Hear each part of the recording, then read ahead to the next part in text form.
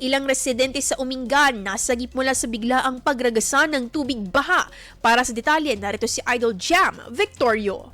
104.7 IFM. Report!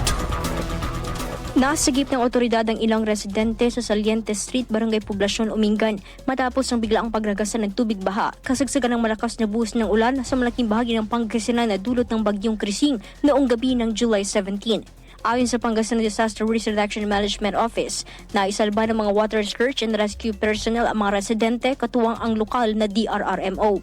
Samantala, ayon sa Umingan MDRRMO, naipon umano ang tubig ulan kasabay ng malakas na buhos mula sa bundok at may irrigation gate umano sa barangay Masiil-Siil na naiwang nakabukas dahilan ng biglaang pagtaas ng tubig baha sa Karatig Barangay. Dahil dito, muling pinagtibay ng mga disaster response groups ang koordinasyon sa iba pang ahensya upang agad marespondihan ng anumang emergency dulot ng bagyo. Kasama mo mula dito sa IFM Tegupan, ito si Idol Jam Victorio. Tatak, IFM. IFM News. IFM News.